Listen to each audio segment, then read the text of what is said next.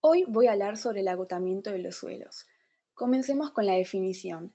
Es el agotamiento de los nutrientes de los suelos, producido por la degradación del suelo y las prácticas del manejo de las tierras como la tumba y quema, y otras prácticas utilizadas para subsistir que no reponen los nutrientes removidos por los cultivos.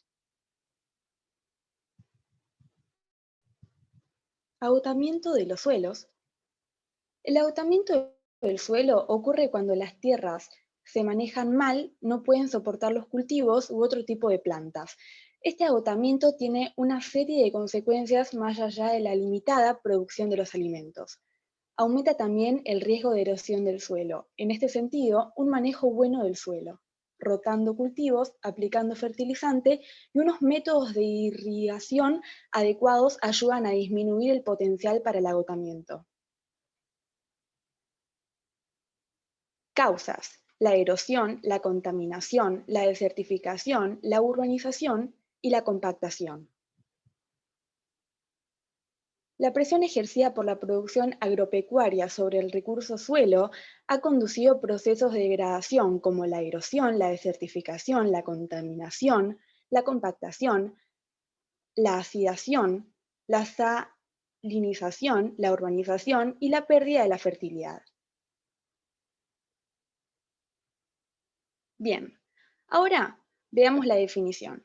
Erosión: es la pérdida de la fertilidad de los suelos, la sedimentación de ríos y tranques, la formación de dunas litorales, dos deslizamientos de tierras y la pérdida de fuentes de trabajo para los campesinos. La contaminación: es la presencia o acumulación de sustancias en el medio ambiente que afectan negativamente al entorno y las condiciones de vida.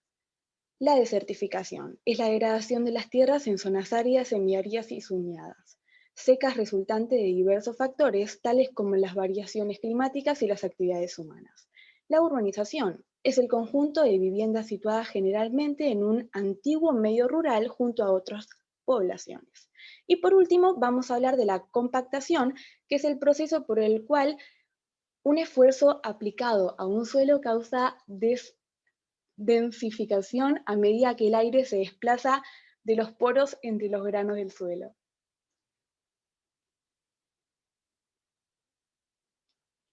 Ahora voy a hablar sobre el agotamiento de los suelos, pero en ciertos países. Estos son Argentina, México y Paraguay.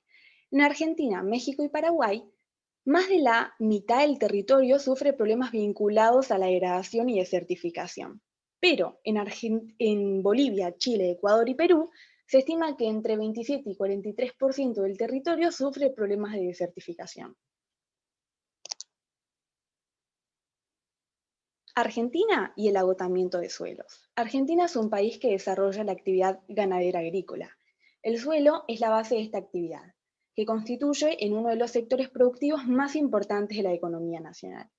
En la actualidad, más de 60 millones de hectáreas productivas sufren distintos grados de erosión y esta superficie se amplía alrededor de 400.000 hectáreas por año. En consecuencia, se produce una pérdida de la productividad e implica problemas psicológicos, económicos y sociales debido al éxodo de las zonas afectadas. Degradación de suelos.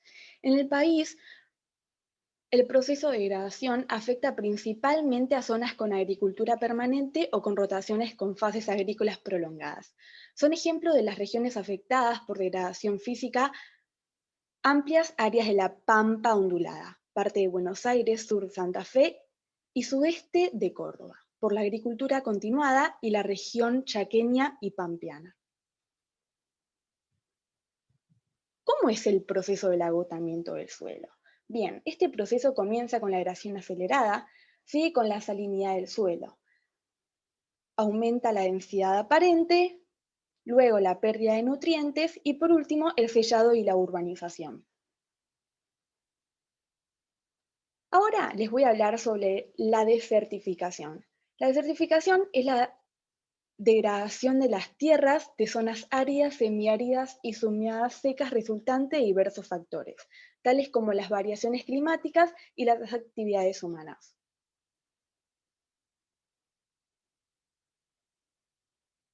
Bien, La erosión hídrica es el desprendimiento, transporte y sedimentación del suelo por medio del agua de las precipitaciones y el riego.